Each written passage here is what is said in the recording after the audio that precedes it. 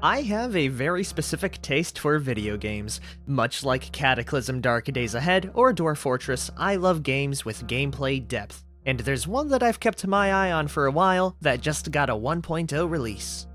Enter Caves of Qud, an open-world roguelike RPG that follows the same trends as a traditional roguelike, but what really makes this game stand out to me is the lore and, most importantly, the character building. Caves of Qud takes a normal character creation process and turns it into a candy store of possibilities. Do you want to be a mind esper who can possess people and tear holes into reality and space? Or maybe you want to be a mutated chimera with slime skin and poisonous stingers, mauling everything in existence. And if you want both of them, you can do just that as well. If those aren't your tastes though, you can dip into the cybernetics, where you can modify yourself to become the next RoboCop. Anyways, I hope that gave you a brief idea on the cool things you can do in the game, because now it's finally time for me to give this game another go after so many years, building out a mutated human pilgrim. With an unstable genome, heightened quickness, and the ability to dilate and manipulate time in my favor. Will I survive the first few quests the game gives me? With the game difficulty, I'm not too sure. Only time can tell as I spend my next couple of hours in the game. Wish me luck, everyone. On the 17th of Kisu Ux, you arrive at the oasis hamlet of Joppa, along the far rim of Mograyi, the Great Salt Desert. All around you, moisture farmers tend to the groves of viridian watervine. There are huts wrought from the rock salt and brine stalk. On the horizons, Qud's jungles strangle chrome steeples and rusted archways to the earth. Further and beyond, the fabled spindle rises above the fray and pierces the cloud-ribboned sky. And so we embark for the Caves of Qud. Anyways everyone, welcome to Caves of Qud, and today we are joined by Muar, a simple pilgrim looking to explore the lands and potentially make a name for themselves.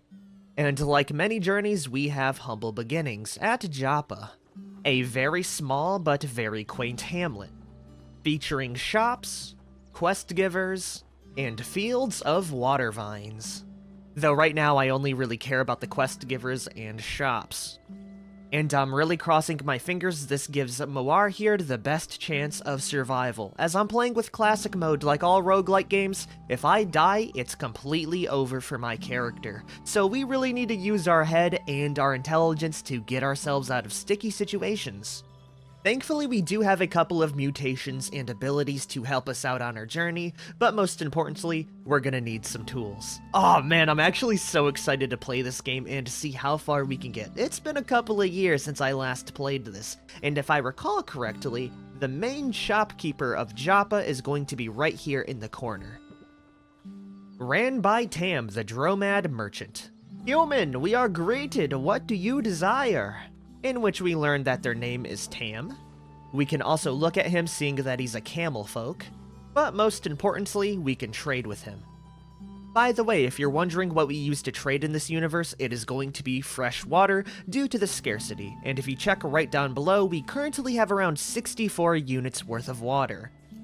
Mainly coming from the two books we have in our inventory, Harbor a Special and Spare Wire Shoots from His Bleeding.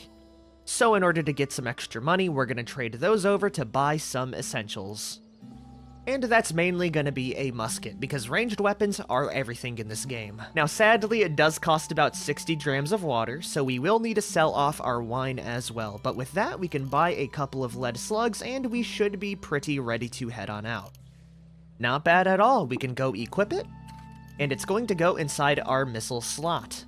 And if we want to fire it, we can use the F key to fire our missile weapon. It's very cool how there's even trajectories for the musket. By the way, if you're wondering how I know this, it's because I've been through early game quite a bit, as in the previous times I've played this game, I've died horribly. The game does not pull punches when it comes to difficulty, so good old Muar here has to be as ready as possible. And now that we have a gun, we can finally look around for some quests. I forget who in particular gives quests around here, but we can see just by talking to the residents. Oh, would you look at that? The Watervine Farmer leads us to Argvi in his workshop to the west, or Mehet in his Watervine patch to the southwest. We will go to the workshop area first. Currently, Argvi is mumbling to himself something about mass thresholds and teleprojectors. I have no idea what he's talking about, but we can talk to him. Oh, I didn't notice you there. That's because I was ignoring you. I'm just gonna continue to look at him. Must you bother me? What are you, some kind of water freak? Fraud-eyed pilgrim? Arconaut? Make yourself useful and fetch me a knick-knack from one of those caves. Then I may reward you. Where can I find a cave? There are caves everywhere, you dolt. Scoop the surface of the marsh or head on east to the Rustwells, or wander into the desert for all I care, in which we get our first quest. Fetching a knick-knack, which in better terms is just an artifact. And the cool thing about this game is we have no idea what artifacts do until we identify them, so it can range from like a random instrument to a live hand grenade. It really just depends on the day. Now we could leave right there, but I'm gonna grab one more quest from the Salt Vine Farmer. I have it then. Something's eating our water vine. Round beetle moon. Karan says he saw a creature, spider-like, slinking in the brine, but no cave spider would dare get near Warden Stomps. I tasted a bit of red fleck in the pool. Shale, like we find in the soil by Red Rock. Hike there, will you, to Red Rock. Just about 2 parsangs north of Joppa. Kill the vermin and bring back one's corpse for seeing what it is. Elder will take care to pay you after, Waterhand. Yeah, that sounds pretty darn easy. I will do as you ask. Giving me a bit more of a real quest than just find something in the random ruins. Finally, with that quest, I think we're ready to head on out. We are sated and quenched, and hopefully you guys aren't too confused by the game yet. It goes pretty damn in-depth. Especially once you take a look at the character building, which is my favorite part about the game. We have subsets for skills and a whole bunch of stuff to level up. And this is just skills, by the way. On top of that, there's also going to be mutations you can buy if we actually had the mutation point. I'll be showing you guys that very soon because we have the unstable genome, which means every time we level up, there's a 33% chance we mutate into one random thing. That's about all, though. So we'll go into the overworld map, and if you look up above us, I think that's going to be the cave they want me to go to. As all the quest says right now is to travel to Red Rock, and it looks pretty damn red to me, so we will head on down. And now that we are down here, we really need to focus up.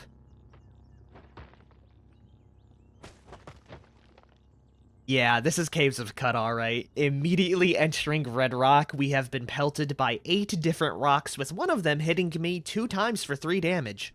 If you're wondering what's throwing those rocks, by the way, it's going to be baboons. Yep, there's the culprit right over there. In single combat, these baboons aren't bad at all, but once they group up just to throw stones at you, they really get dangerous. So we aren't even gonna attack it with Arcane, because that is all we have, which is a single 1d2 for damage. Instead, I'm just gonna shoot him.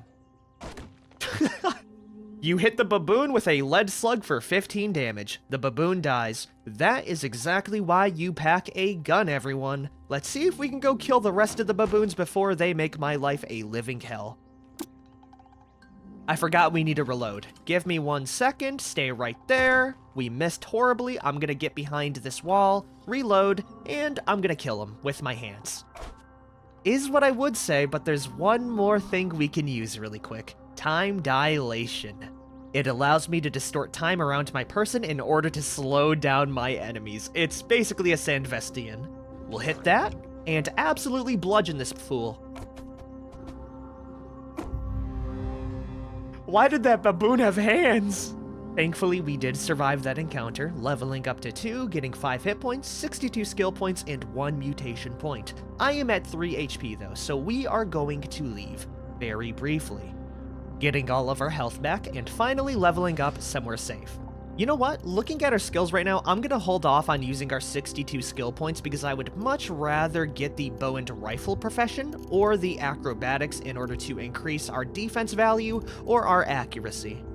As in order to get something like swift reflexes, we first have to invest money into acrobatics. So we will ignore that, going straight to the mutation. Never mind, we only have 4 mutation points. Okay, that's fine, we just need to really keep an eye out then. Thankfully, our health has increased a bit, so the baboons should not be that bad. I will also take the small stones, gunning you down, see you later. And yeah, I think we'll just kill the rest of the baboons like that. Boom, level 3.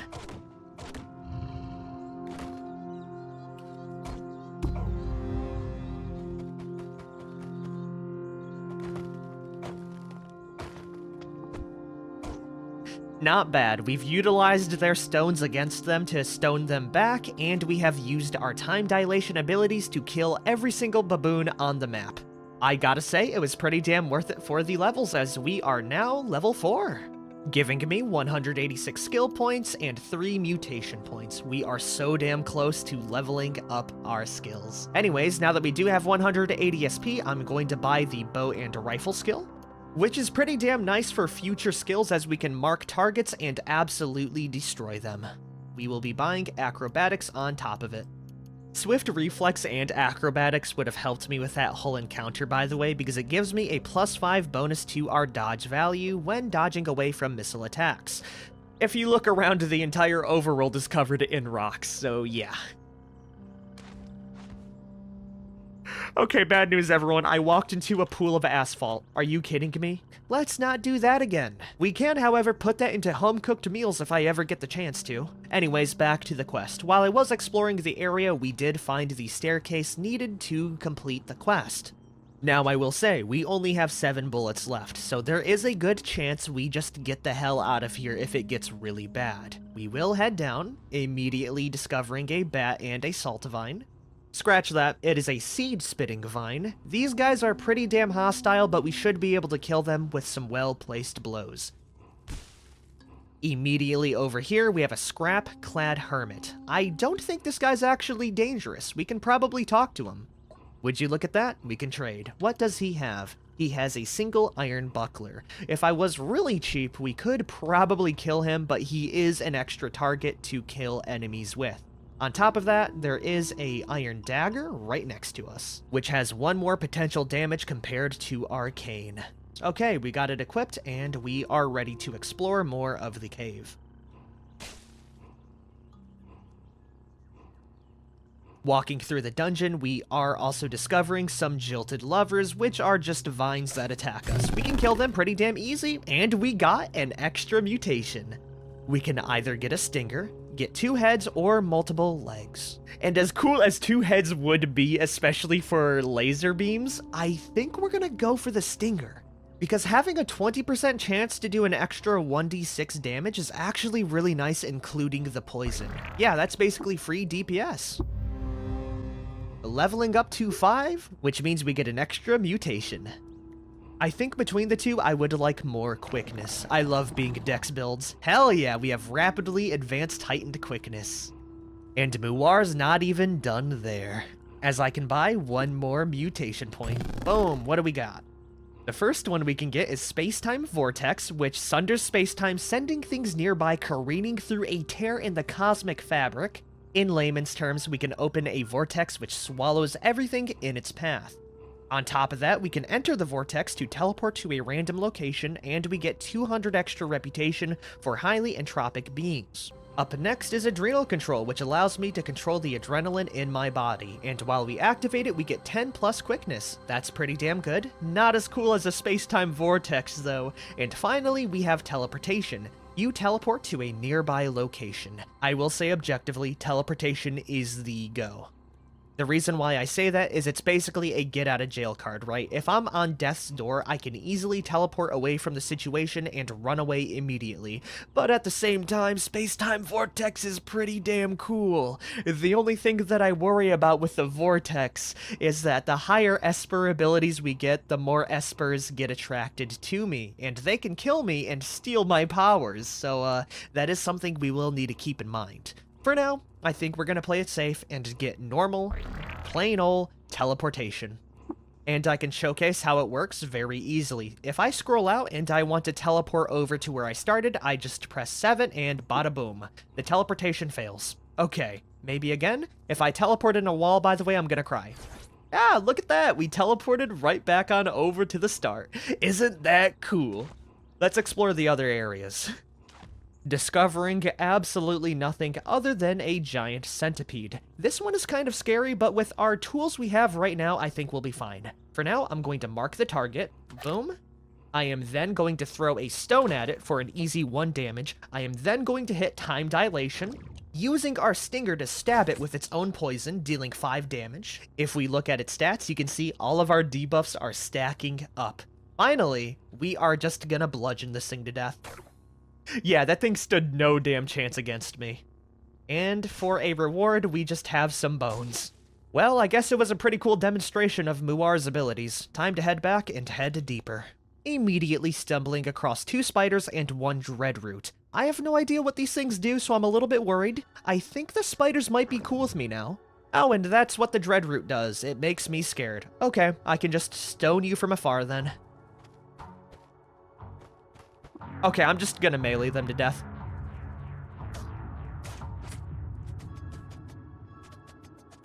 They stood no chance against me. Now the question is, can I eat these corpses? Because I'm pretty damn hungry.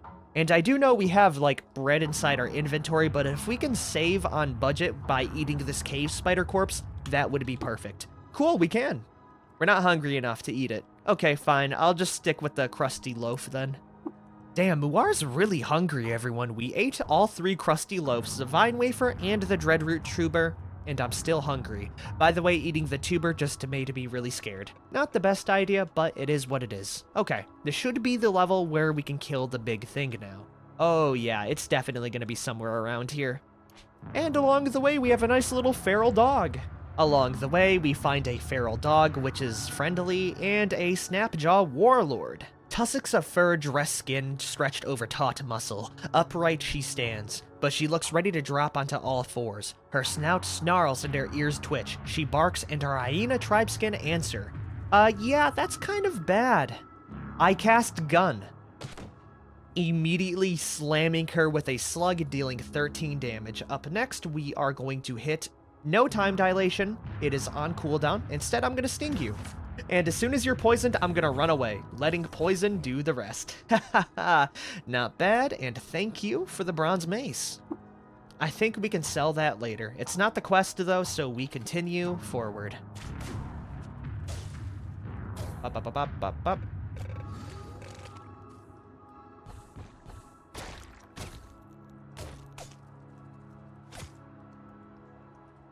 I really underestimated how big Red Rock Cave was going to be, everyone. Sadly, I haven't found the creature we need for the quest, but we did find a very nice looking anvil and forge setup with a bronze ingot I could probably sell off. There's also another snapjaw. Have fun with a bullet. I missed horribly. That's fine, because we can just reload the gun, wait for them to approach, sting them in the back. How bad am I at shooting this thing? Okay. And with the help of a feral dog, we have killed it. Wow, that thing really messed me up. That is a very nice sturdy iron dagger, though, and bloody leather cap. Which is way better than our current dagger because it won't be broken. I will equip that. And hopefully we can find whatever's eating the salt vine. Oh, would you look at that? Iron longsword. Give me that. It took me a total of 1 extra fight to find something even better. That is a 2-handed iron longsword. On top of that, there is a short bow and iron dagger, which we can sell off at a shop later. We are running pretty damn low on carry capacity. Actually, no, never mind. We got an extra 100 pounds of weight. We're doing fine. And with every piece of gear I get, I become even more powerful. Picking up a set of strange tubes, completing the quest. Ooh, on top of the strange tubes, we also have strange furniture. I'm pretty sure that's just a chair. That's definitely just a swivel chair.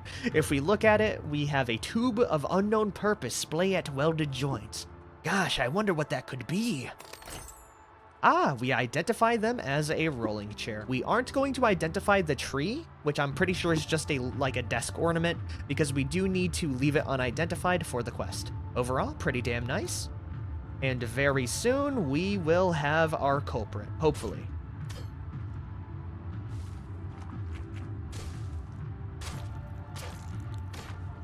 There's no culprit yet, but we do have a small camp with a couple of vases, nothing to take over here. A bedroll, which I will take. It's soaked in water right now, which makes sense. By the way, one cool thing, if you're covered in blood and you actually walk into the water, the blood does mix with the water and you get bloody brackish water. Sadly, this is not good for anything because it's not fresh.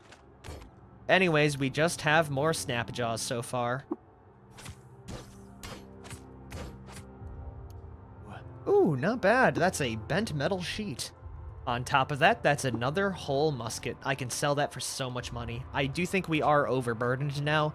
Yeah, by about 15 pounds. In order to make some space, we will drop off the armor. Sadly, we have to go down another level. Okay, this has to be it, right? Who the hell are you? The wight of Agalot. I don't think you're eating the salt vines down here, but it's pretty cool meeting you. The world stews and titrates. Oh, the thrill of coursing change within. Each pump of the heart drives it deeper. Each breath a new breath of life.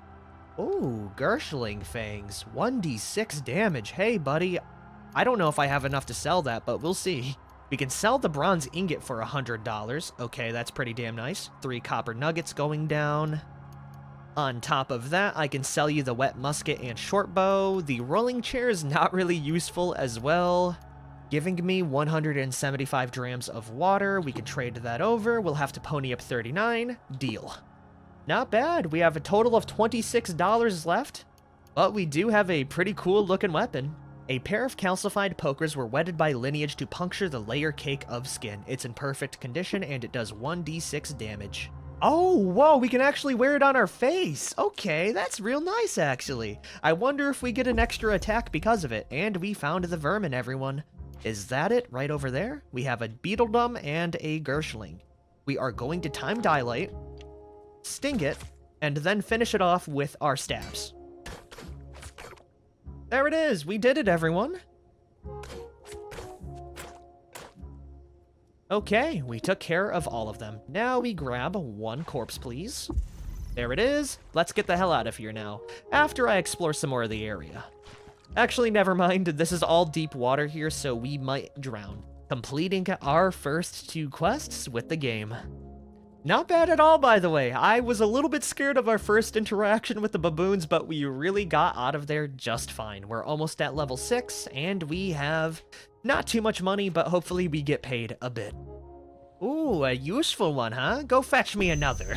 Okay, we can do that as well. We have another one. Here you go, buddy. Grabbing an extra 150 XP. Woo! Impressive, you! Maybe you're fit to poke around my workshop and scrap stuff with me. I've been wanting another apprentice, so unfortunate about Scref. With what the disembowelment and all, take a seat there. Now, to screw the nut on the bolt with an explanation, I'm on the cusp, you see, a grand discovery. The weird wire conduit is near assembled, and once it is, we'll be able to chat with anyone in instant time. From here to the YD freehold, but before I can finish, I need wire. As much as you can find, at least 200 feet. You should be able to scavenge it from the rust wills. Okay, I'll go on your quest to grab random copper wiring. Boom. We will do that in a minute, though. For now, we are famished. Okay, I really need food. Can I eat this Gershling corpse? Actually, I need that for the quest. Hold on a minute. I'll buy food in a second. For now, I can redeem this quest as well. I'm back from Red Rock, Elder Uridad. This, warted leg, foul smell of sour gum, moon and sun, a Gershling. This is a Gershling. A Gershling is I have no idea what that is. But they look like some kind of creature. I also talked to some weirdo who gave me some fangs. Oh, in dyed robes, flashing gestures of hand and ranting about pipe milk, a gyre wight must be. Huh. Okay, that's pretty interesting. It also had its fangs removed. They bind teeth right up to their own gums to make a show for the Gershon of Helm. 7th plague, Gersh titans born from the moonstayer and quickened to life to eat our young. Sultan Ripshad drove them back with Chiliadigo away to slumber. They rouse. I'm sorry about that. Anyways, live and drink, friend. Live and drink. We got an injector, a weird artifact, a salve injector, 3 salve injectors, getting 750 XP, leveling up to level 6 and increasing our reputation. Hell yeah! I think this is going to be a perfect spot to end the episode, everyone. I would love to make this a series, but I would like to hear from you all first. It's been pretty damn fun so far, and I'd love to make this a series for as long as Muar lives. Which really isn't a long time. All it takes is 1 rock to really kill us. I will, however, be buying some food before we leave. Some good old-fashioned bear jerky.